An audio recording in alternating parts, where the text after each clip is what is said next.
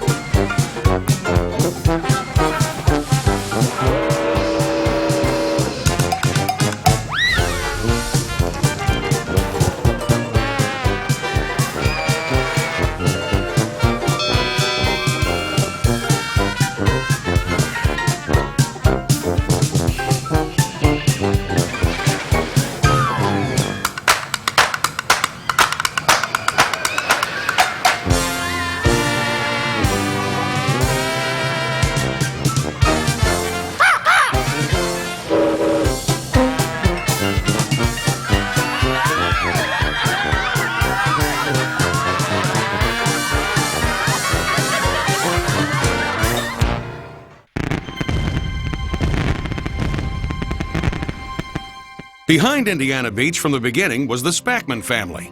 Today, Tom Spackman, son of founder Earl Spackman, runs the facility with his daughter Ruth Davis and son Tom Spackman Jr. managing the daily operations. With Spackman's daughters Kathy Junjin and Joy Bailey involved in the facility's day-to-day operations, the Spackman family vision has driven Indiana Beach to grow from a swimming area in a cornfield to the largest amusement resort and vacation playground in Indiana, an escape destination enjoyed by nearly 750,000 visitors annually. Over 30 rides and attractions, games, fine dining, dancing, a giant water park, 5 roller coasters, and so much more. It all had to begin somewhere.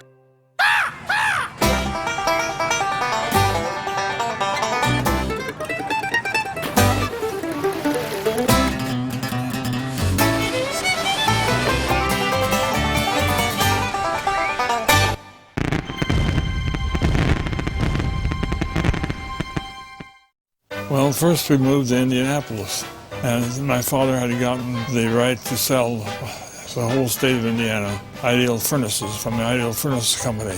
We were living there when he read in the Indianapolis Star about the dam being built. That dam would create Lake Schaefer near Monticello, Indiana. Earl Spackman took his family to the new lake in hopes of purchasing a lot to build a vacation cottage.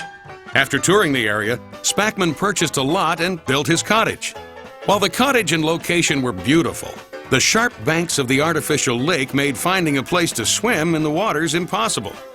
The dam and the creation of Lake Schaefer were big projects for the Indiana area.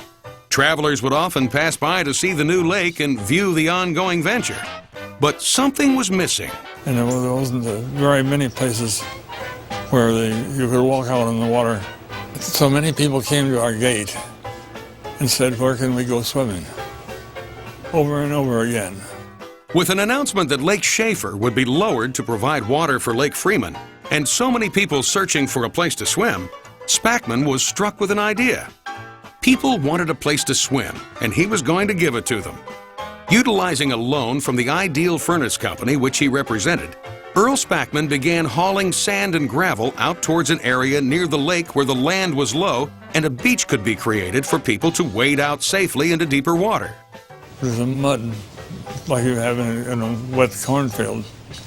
Well, to have a beach, you don't want mud, you want sand.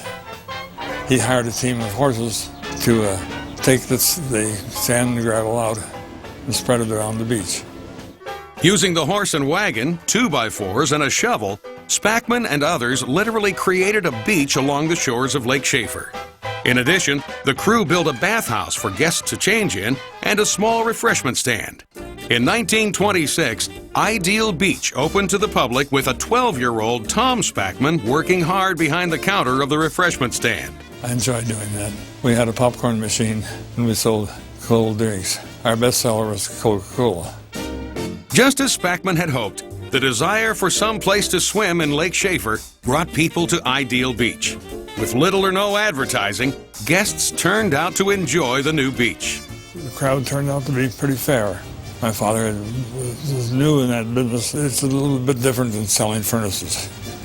To attract crowds in its early years, Ideal Beach, including Earl and Tom Spackman, posted window cards in local businesses, exchanging a day pass for letting them post the card. The Beach House Hotel was added, and camping was also informally allowed in the area, giving guests the opportunity for an overnight visit. In 1927, Ideal Beach added some excitement to its lineup with the arrival of a pair of toboggan slides. Guests would drop nearly 30 feet downhill aboard these popular thrill attractions and then skip across the Lake Schaefer water. With its first successful attractions in place, Ideal Beach still needed to grow. Spackman knew the more attractions he had in place, the more guests would flock to the beach and stay for a while. With no master plan in place, it seemed to grow on its own. However, after noticing a small, successful dance floor on the other side of the lake, Spackman made one addition in 1930 that stood out from the rest and began a tradition that remains through the present day. We built a dance floor, and it was a wooden maple floor, very nice, roofed, a nice structure, and it caught fire the night before we were to open. With no real fire protection available at the time, the original dance floor burned to the ground. Not to be deterred, Spackman rebuilt the dance floor, this time out of cement. There was a cement company that made a very hard surface you could put on top of your original pour, and it made a very good, slick dance floor. The new cement dance floor was the centerpiece of the legendary Ideal Beach Ballroom. Still in use today, the floor hosted evening dances for guests and residents of the surrounding area. It continues to play host to many special events at the beach, including its weekend teen dance club. But in the 30s, the Ideal Beach Ballroom was a home to the growing big band era. Expanding twice, the ballroom quickly became one of the major attractions. Well, that was the day big bands were on the air. We tried to have something about every 2 weeks. It was just a one-night attraction. The band just came and set up and played one night. One of the major showcases for big bands of the era was WGN Radio in Chicago. Benny Goodman, Tommy Dorsey, Glenn Miller, and Louis Armstrong all made riveting appearances on WGN and then promoted their upcoming one-night-only performances at the Ideal Beach Ballroom. There were a lot of pretty girls to come to the dances. I learned to dance quite fast, and it was enjoyable. With Ideal Beach receiving attention for its musical performances, the tradition of hosting concerts with some of the day's hottest artists continued. Throughout the years, the ballroom has played host to shows by Sonny and Cher, Fabian, the Beach Boys, Simon and Garfunkel, and Peter, Paul and Mary, and even into the rock and roll era of Alice Cooper, REO Speedwagon, Jefferson Starship, and Chicago. Ideal Beach was prospering greatly when something unexpected happened. It seemed to come almost overnight. Suddenly, people were out of jobs. The onset of the Great Depression hit right into the core of Ideal Beach. As much of the country sought employment and financial stability, Ideal Beach and Earl Spackman made efforts to find their own stability. The bank, which controlled the property Ideal Beach was on, folded and wanted the money for the land. Earl Spackman went back to his reliable contacts at the Ideal Furnace Company. Convincing the president of Ideal Furnace to purchase the entire subdivision community which Ideal Beach called home, Earl Spackman assured him that he could resell the lots and pay back his investment. The man gambled that it was a good bet. He accepted it, and he did get paid back. Through his shrewd business sense and determination to keep Ideal Beach open, Earl Spackman was not only able to purchase the beach property and keep it running, he was able to keep people coming to enjoy it during the Depression. His ingenuity to keep guests arriving relied on making some adjustments to his daily operation. We used to charge 50 cents to get into the dance. We got it down as low as 35 cents and sometimes 25 on special nights. And it turned out. They accepted that. And then that way we tried to reach more people to make up what we came up short on the cash side. Reaching more people meant more advertising.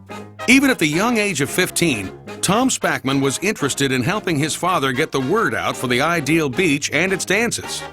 I was interested in signs signs. We needed more signs telling people how to get to Ideal Beach.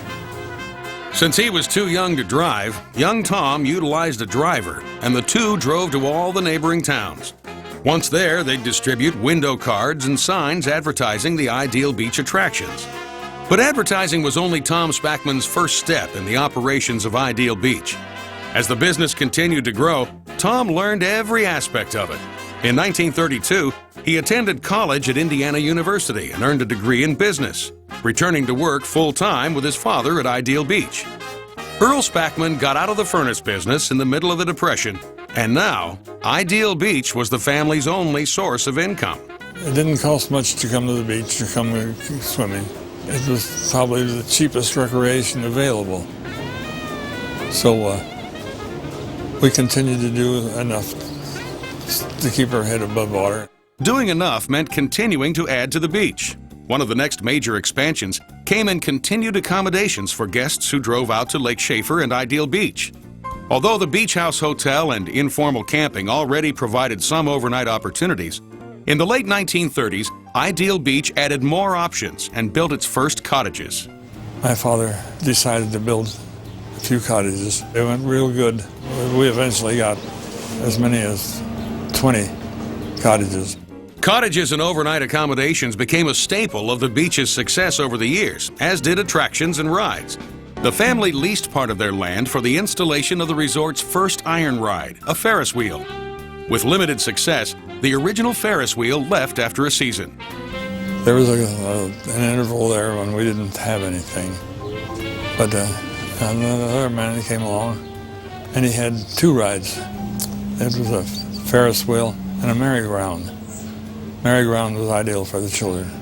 It was a good draw, too, because kids find out about things like that and they tell their parents. And really, they rule. But Tom Spackman's experiences with the early attractions, advertising the beach, and even selling Coca-Cola in the small refreshment stand were only the beginnings of his involvement.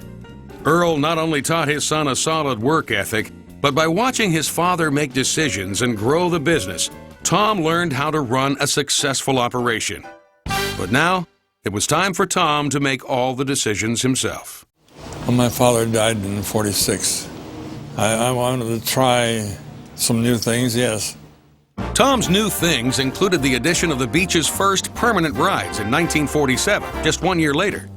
The arrival of the Ferris wheel, merry-go-round, and roloplane, also called the Bullet, delighted guests with every ride. Unique to Ideal Beach's lakeside location, guests could also be thrilled aboard the Wahoo Junior, a Chris Craft speedboat which rocketed guests across the waters of Lake Schaefer. But these were only the first steps in bringing more than corn to Indiana.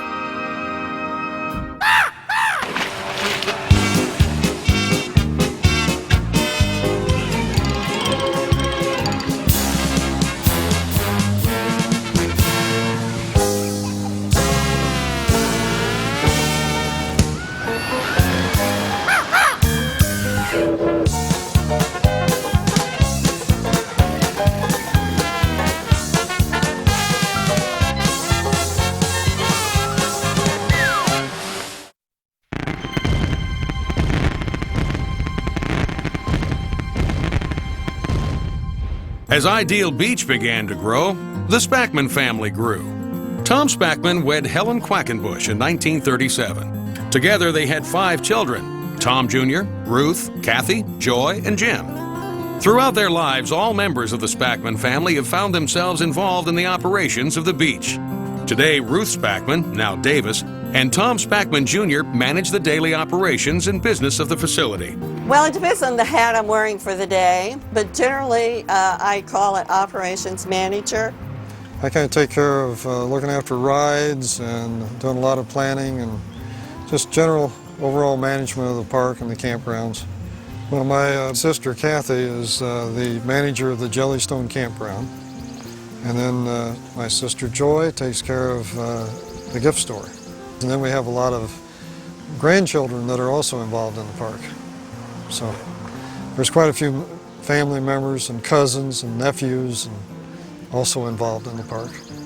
But before they could run the park, the Spackman children got to enjoy the fun of Ideal Beach, a place Spackman had dubbed the Riviera of the Midwest.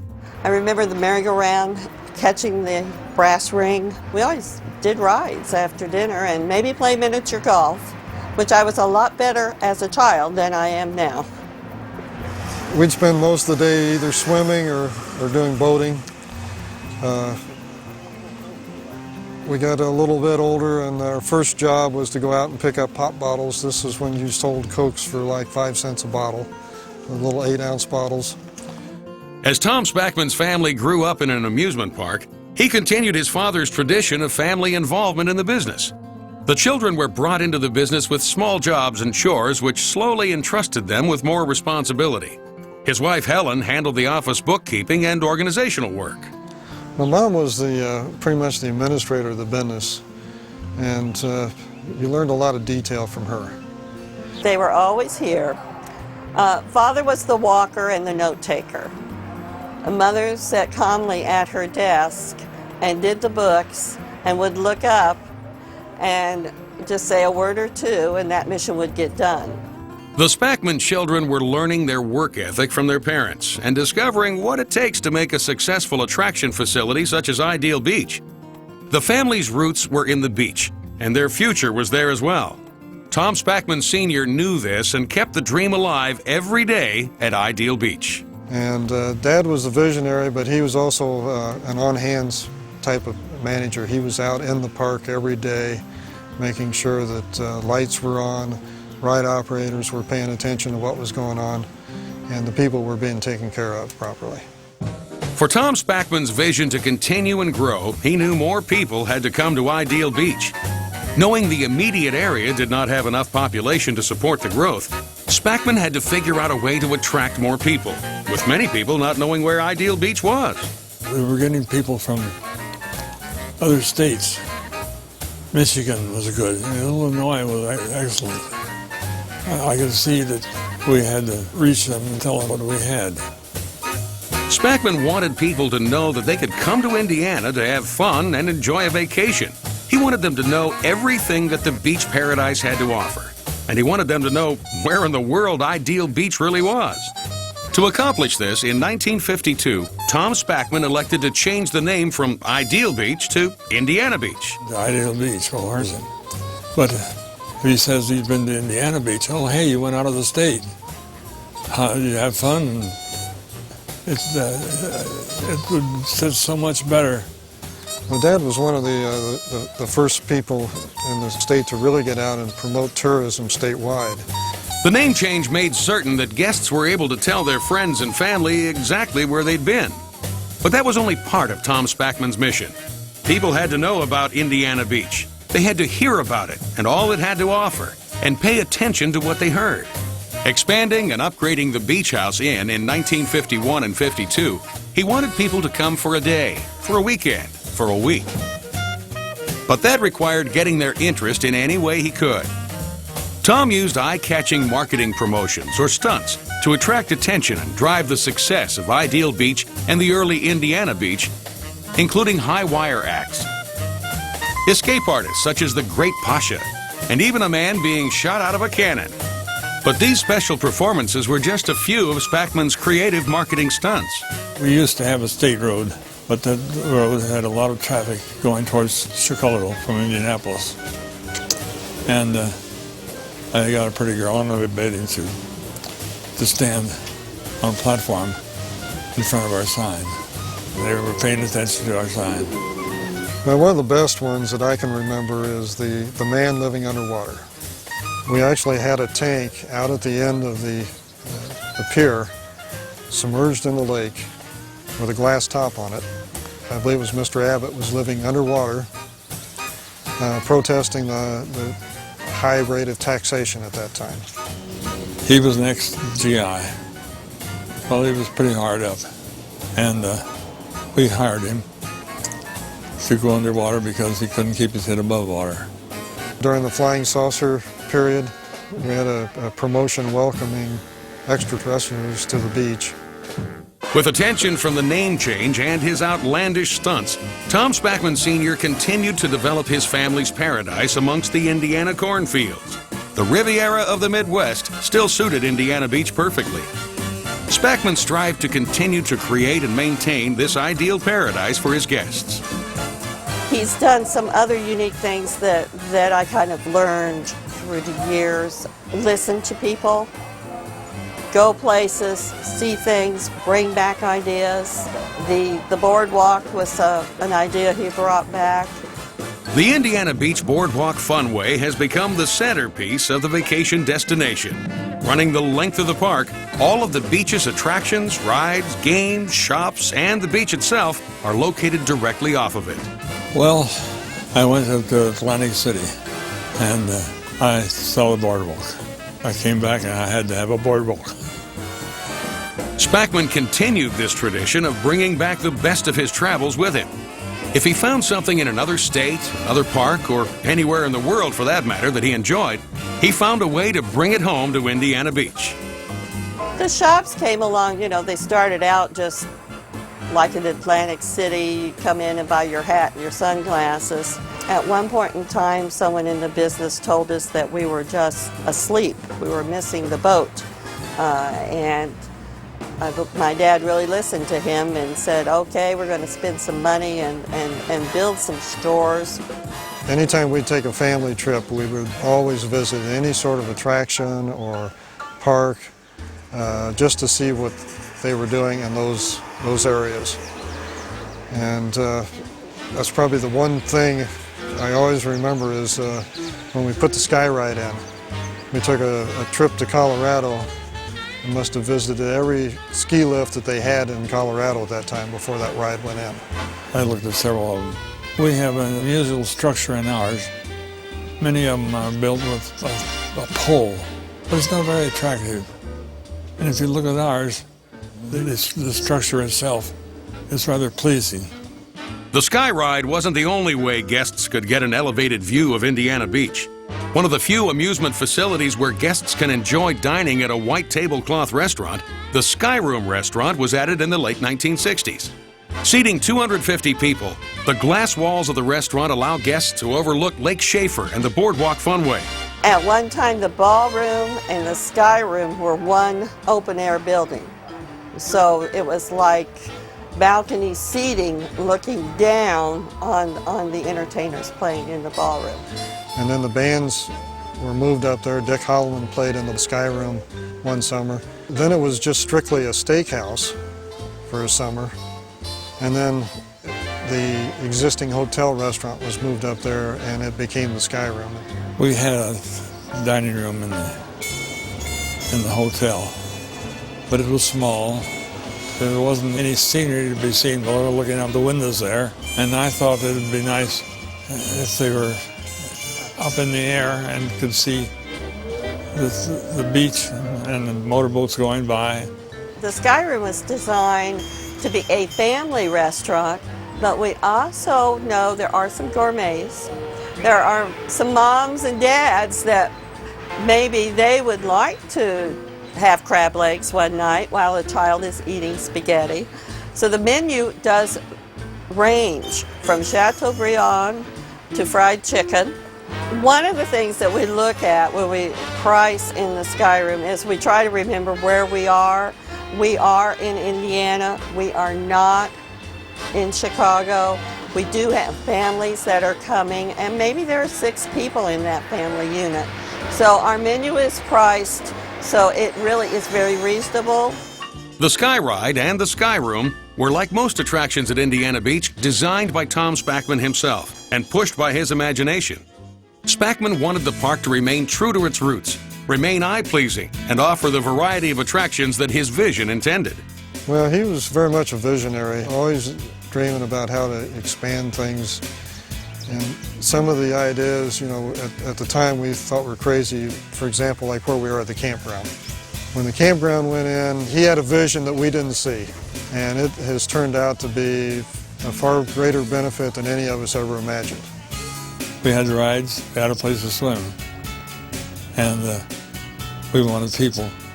So we built a campground, and It has been done quite well. It's done its job. It's brought people to Indiana Beach. Camping has just simply become popular. Whether you're tent camping or you own your own camper, it was such a success that we've had to add trams to bring the people over. In 1959, the Aqua Theater was introduced with a water ski show featuring a boat jumping through fire. Spackman wanted the best ski show available, so as he had done before, he traveled. This time it was to Cypress Gardens in Florida to see what they were doing. Taking home movies of the performances, he was able to document and decide the exact type of eye-catching show he wanted for Indiana Beach. The water is it. They come to the water for recreation. They come to the water for all the other enjoyment they can get from it. And while they're here, the rides might be considered a sideline. Keeping that central idea in mind, Indiana Beach gained its first icon on the lake with the arrival of the Schaefer Queen in 1961. A beautiful paddle wheeler, the Schaefer Queen took guests on guided tours of the area surrounding Indiana Beach. The original Schaefer Queen was retired in 1972 and became a lakeside restaurant known as the Pronto Princess. The new Schaefer Queen was designed by master craftsman Bill Luce and began carrying passengers in 1973. Today, the Schaefer Queen remains the largest regularly scheduled paddle wheel boat in Indiana. Other rides and attractions were added over the years, including the Dodgem, Antique Autos, the Scrambler, and the popular Mystery Mansion Haunted House Dark Ride. In 1966, Spackman's imagination expanded the park even further over the waters of Lake Schaefer with the addition of the largest suspension bridge in the Midwest. Connecting the Boardwalk Funway to the new south parking lot, the footbridge was a path directly over the lake for guests to arrive at Indiana Beach and take in the spectacular view of the surrounding area along the way. In 1971, Indiana Beach forever altered its skyline when it received its first ever roller coaster, the Galaxy. We had no coaster at all. And so someone approached my dad and suggested he go to the Oktoberfest in Germany where he could ride the new steel coasters. So we went to Oktoberfest. I'm not a coaster rider, but I got to ride the Galaxy 5 times, and I think he rode 20. So he was making sure that he wanted that ride. The Galaxy was a prefabricated Italian roller coaster which continues to delight guests of all ages. However, Indiana Beach was about to receive two attractions which would forever be unique to guests for years to come. The first opened in 1978. Superstition Mountain was a ride designed by Tom Spackman Sr. and constructed under his strict supervision. It blended elements of a roller coaster, a mine car ride, and a haunted house-style dark ride, all within the confines of a man-made mountain. The mountain ride was 3 years in construction. And that was a pet project of Dad, and Mom was getting concerned because it never was finished. The construction continued the third year, and finally Mom cut it off and said, that's as far as it's going to go. There's no peak on the mountain. We're going to leave it that way. That's how the mountain has existed till this day. In 1980, on the eve of the final operating day of the summer season, the park's original funhouse caught fire and burned to the ground. Unsalvageable, the destruction of the funhouse enabled Tom's visions to bring something special to the park again in 1983 with Dr. Frankenstein's Haunted Castle.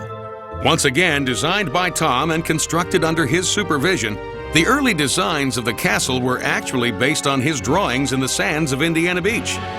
Based on the classic funhouses, this traditional fun-in-the-dark haunted house had guests walking through the elaborate castle loaded with tricks and surprises, guaranteed to keep guests shrieking and screaming with excitement. Today, Dr. Frankenstein's Haunted Castle is ranked by dark ride and funhouse enthusiasts as one of the top 3 walk-through funhouse attractions in the world. After the success of the new attractions, Indiana Beach added a second steel coaster in 1984.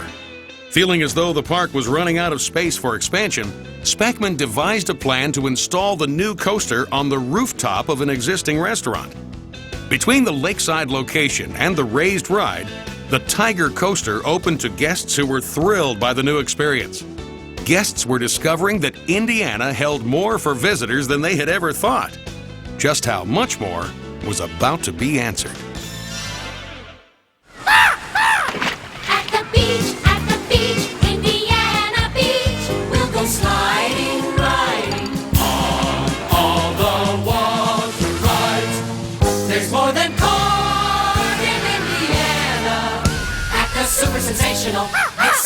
sensational.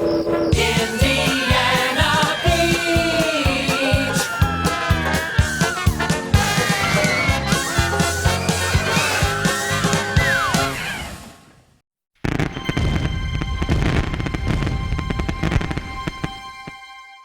Tom Spackman knew strong advertising and promotion were key to Indiana Beach attracting more guests and attention. He knew people from all over the country had to be made aware of Indiana Beach and all it had to offer. He knew Indiana Beach needed an identity, something undeniably recognizable in the marketplace.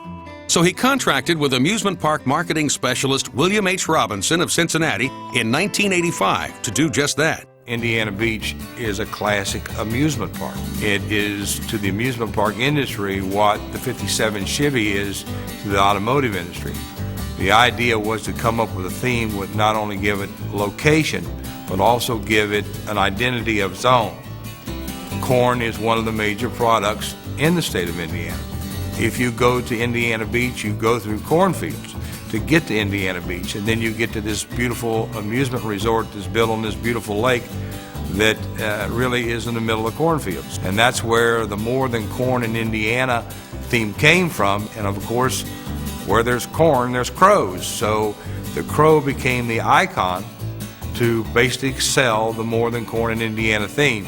With limited footage and budget available, I.B. Crow and the new slogan made their first ever appearance to the Indiana Beach marketplace in this short 15-second television spot teaser.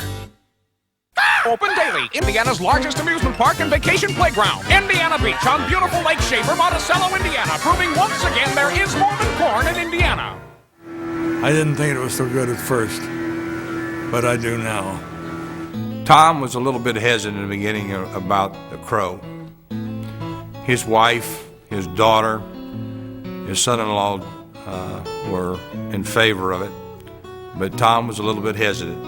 And the story goes that we first went on the air, all we had was a 15-second spot because we really didn't have any footage of the facility, and we had I.B. Crow, and of course I.B. Crow and caw-caw, and there's More Than Corn in Indiana, and Tom went down to Indianapolis to pick up some parts or something that he needed for the park, and he went in and he says, I'm from Indiana Beach, and the fellow waiting on him says, caw, caw. And Tom came back and immediately called me back and says, I think we got a winner. A far cry from the classic banner that the Riviera of the Midwest had given Indiana Beach, There's More Than Corn in Indiana succeeded in making the paradise readily identifiable to the public. The reach of the campaign, the popularity of the slogan, and the versatility of I.B. Crow grew exponentially over the years. If you travel all over, that's how we are identified now. McDonald's has the Golden Arches. Indiana Beach has More Than Corn in Indiana. Just yesterday, we had a woman who came to the park with group sales with her group for the day. She's a assignment teacher, and I have to tell you this story. She said, I was quizzing my students on what's the state flag, and then they went, what's the state bird? Cardinal. What's the state tree? The tulip. And what's the state song? More Than Corn. So I think that promotion has definitely, it's number one, yeah. It's been interesting because as you travel around and talk to people, you'll hear the expression More Than Corn, and it's amazing how that little slogan has caught on, and you hear it worldwide. I've even heard it in France, and talking to different people that have either been here or visited parks, and it's probably one of the most successful slogans anybody has had. The crow is a wonderful icon to use in our gift shops. It gives us something to put on, t-shirts. The best-selling shirt I have is one with I.B. Crow. That's his name, I.B. Crow, on the front and on the back. And it says, there's more than corn in Indiana. And you can do anything with I.B. Crow. He goes everywhere. Any questions? The arrival of I.B. Crow and the uncanny success of the new campaign brought people like never before to Indiana Beach. Now drawing heavily out of Indiana, Illinois, Ohio, and Michigan, as well as several other states, Indiana Beach was being discovered as the paradise in the middle of a cornfield. With more people came a need for more attractions. After 60 years, the beach itself was still the centerpiece to the park. But Spackman saw a need to add more water fun and excitement. In 1987, Indiana Beach added a water park. Given special constraints, all of the water slides and the long Action River had to be literally constructed over and in the waters of Lake Schaefer. We thought it would fit us perfectly. We built a river, it must be close to 2,000 feet long, that moves at a pretty good rate. So the person floating in the tube has got new scenery going by all the time. It wasn't anything new, but there weren't many of them when we built ours. Keeping with the idea of enhancing the classic elements of Indiana Beach, Spackman wanted to replace a classic attraction. Ideal Beach's first ride was a Ferris wheel, but that was removed over time. However, in 1990, Spackman sought to replace the wheel, but in a much grander style. In order to add a new wheel without losing shops or much-needed space at Indiana Beach, Spackman returned to his inspired idea from 1984 and built the new wheel on the rooftops and over the boardwalk. The giant gondola wheel would stand nearly 100 feet in the air at the end of the Indiana Beach Boardwalk Funway. Illuminated by 10,000 lights, it stands as a nighttime icon on Lake Schaefer, giving all a spectacular view of Indiana Beach.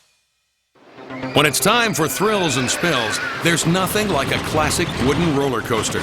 A piece of Americana as heartfelt as apple pie and rock and roll, the wooden roller coaster has long stood as the definitive icon for amusement parks. We didn't have a really big coaster. In the amusement business, a coaster stood out. If you didn't have a coaster, you didn't have much. No wooden coaster had been built in the state of Indiana in over 50 years. With the extensive wooden support structure and crossbeams required for a coaster of this type, a wooden coaster at Indiana Beach presented a particular problem with its lack of available space. Spackman, however, saw this as a challenge he could overcome. I think he knew what he wanted in his mind, and the problem there was the structure could not be wooden. We didn't have the land for it. So that is when the idea of actually building with the steel and putting on a wood track came into mind. In early 1994, Indiana Beach announced its plans to build a wooden roller coaster. Being the first one to be built in the state in over 50 years, and at the time the only wooden roller coaster in the state, the announcement was groundbreaking for both Indiana Beach and the state of Indiana. We're going to call it the Hoosier Hurricane. I don't think we've ever had a hurricane in Indiana before. The Hurricane was, I think, a 3-year project on paper. You know, Dad was very involved in the entire engineering of that. That was right after Mom had died, and it was a project that really got him focused. They went through about 3 or 4 different layouts of that. To give the Hoosier Hurricane a unique feel and help with the space issues, the majority of the coaster was built directly over Lake Schaefer, with many of the drops designed to bring riders down to the edge of the water. So we had enough room by running it all the way out to the end of the island on the south and start early on the northern part. So we had around 2,500 feet, and that was enough.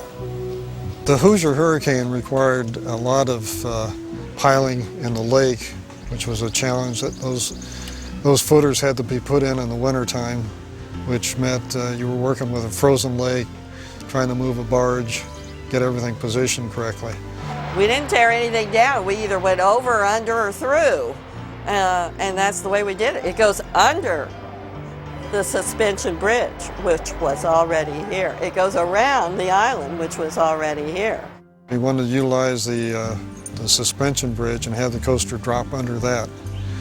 So you've got to double up with all that surprising drop right under the bridge before it makes the turn and climbs up around the end of the island, which also gives you a fantastic illusion if you're sitting in the front seat of just flying out into the lake. So the design work he did on that was just outstanding. Tom Spackman Sr. got a first-hand view of his design work as he took the very first ride aboard the Hoosier Hurricane on opening day, May 27, 1994. A unique and exciting out-and-back coaster, the Hoosier Hurricane was the perfect addition to Indiana Beach's lineup of attractions, and it was a ride like no other. That was my first ride. All I've got to say is it's fast. I'm sure it's going to be extremely popular. It's got a trick in it too. You see that bridge and you swear it's never going to be able to get under that one. We all ducked. Just what a roller coaster should be like. Just wonderful ride. It's really thrilling. Oh, it's terrific. Very fast and smooth, and it never lets up. There's a little bit of air time at the bottom of the first drop, and when it hits the drop under the bridge, it just takes your breath away. And the ride is just fantastic. Wonderful. It's one of the best rides in the country. It really is. Marketing and advertising played a huge role in spreading the news of the Hoosier Hurricane's arrival. An early TV spot took a cue from Spackman's comments at a press conference about a hurricane about to hit Indiana. We interrupt this program to bring you this special bird's eye report. There has been a hurricane spotted on the shore of Lake Schaefer in Monticello, Indiana. A hurricane in Indiana?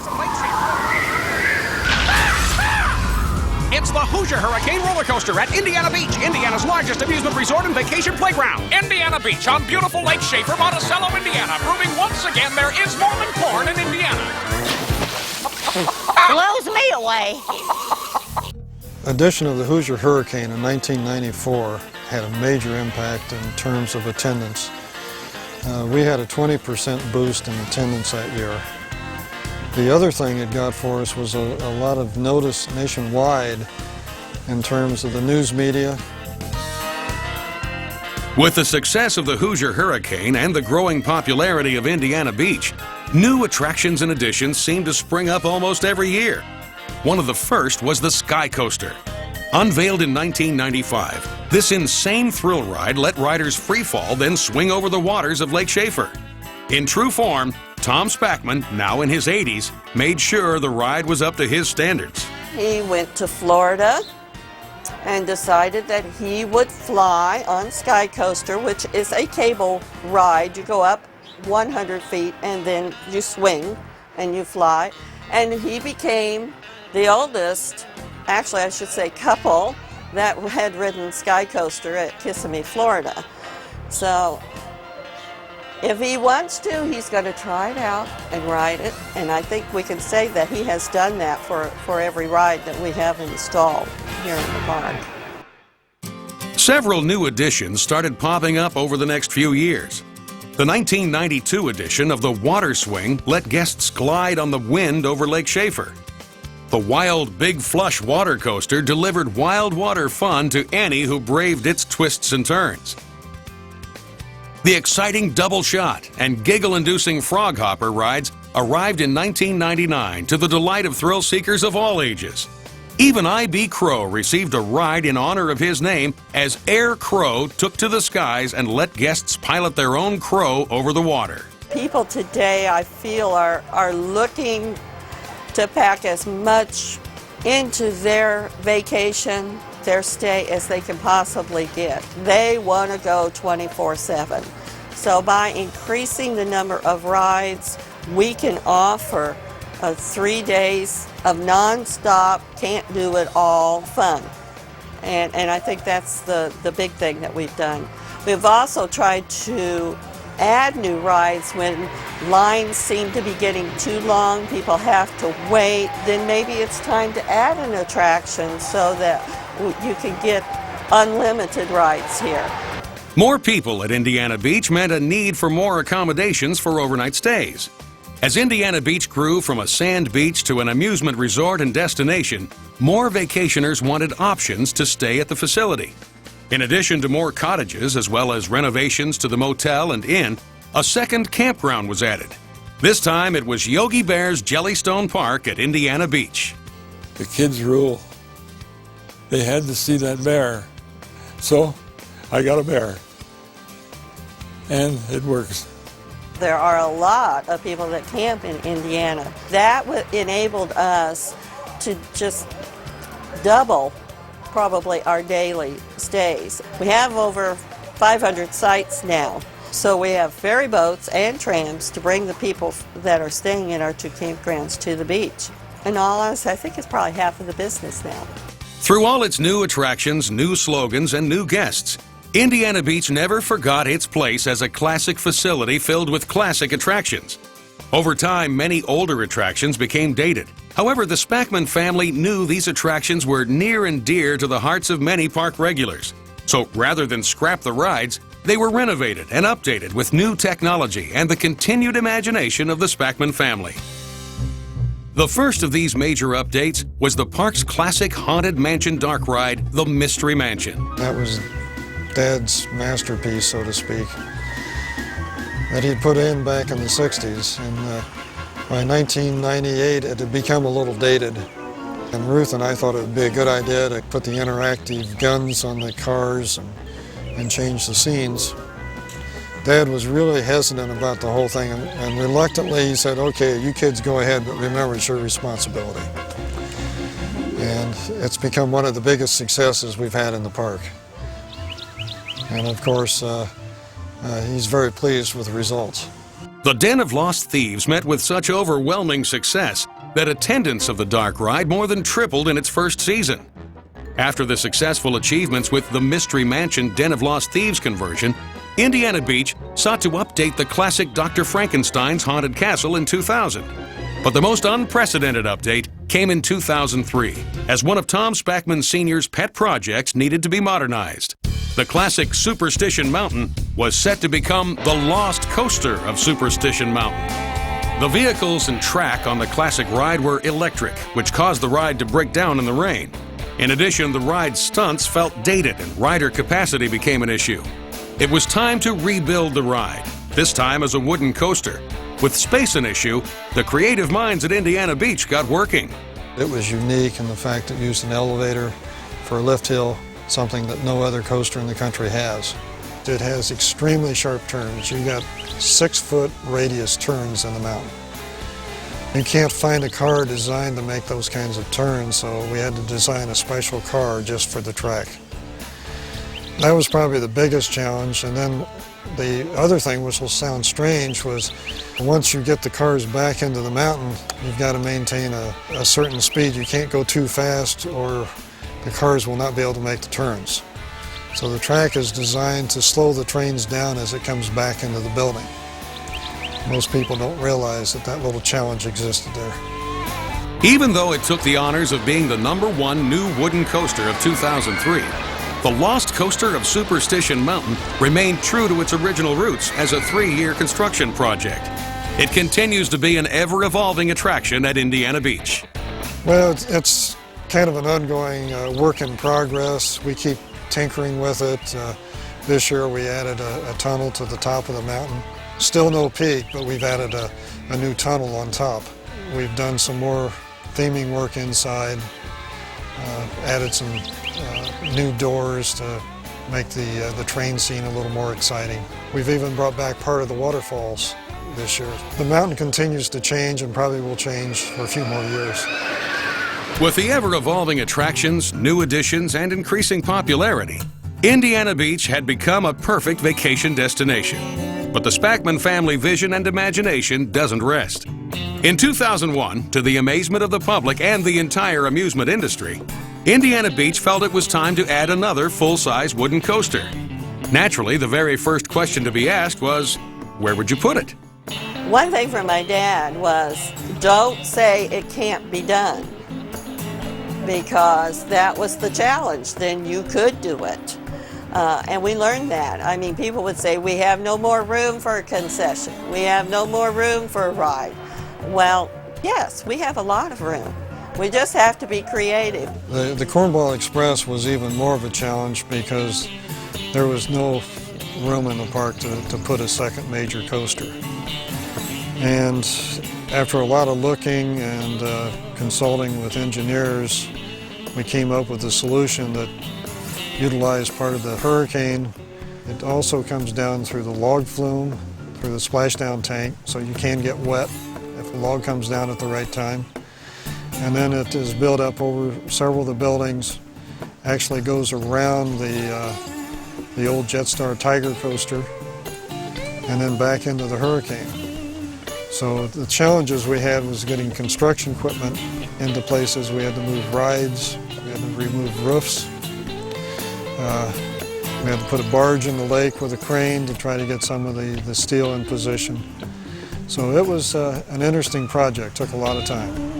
But it was time well spent. After its debut in May of 2001, the Cornball Express not only became one of the top-rated wooden coasters in the world, it took the honors of the #1 wooden coaster of 2002 by the users of ThemeParkCritic.com. As before, marketing played a huge role in the arrival of the new coaster. A new mascot, Cornball Jones, was created just for the ride, and he joined I.B. Crow as the ride was announced. In addition, a special jingle was produced to promote it.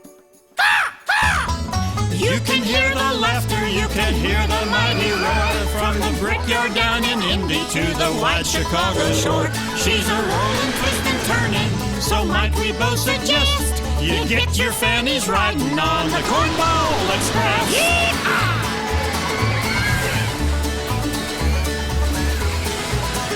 Ride the Cornball Express. Indiana Beach on beautiful Lake Schaefer, proving once again there is more than corn in Indiana. Whether it's getting their fannies riding on a coaster, relaxing in the summer sun, or dancing and dining with family and friends, generations have enjoyed all that Indiana Beach has to offer. With the Spackman family firmly behind it from the start, their continued vision has proven that Indiana Beach can rise to any challenge and will always deliver the best in quality fun and entertainment. With plans for tomorrow blossoming every day, exciting changes every season, and a continued commitment to quality, there are no limits in sight for Indiana Beach's future. From a cornfield that a horse and cart turned into a beach swimming area, to the largest amusement and vacation playground in the state of Indiana. From its humble beginnings as Ideal Beach, to its undying popularity in the hearts of guests of all ages and generations, Indiana Beach has come to represent that there truly is more than corn in Indiana. There's more than corn in Indiana. It's the best part of Americana, and it's right within your reach. It's Indiana Beach.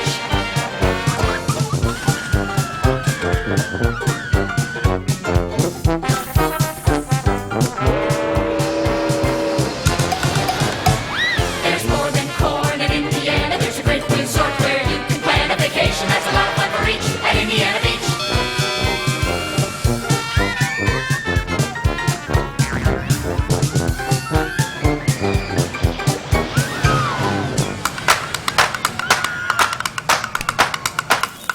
There's more than corn in Indiana at the super sensational, exciting vacational Indiana Beach. Come celebrate 80 years of all the fun at Indiana Beach on beautiful Lake Schaefer, Monticello, Indiana, proving once again there is more than corn in Indiana. That's true, there's more than corn in Indiana.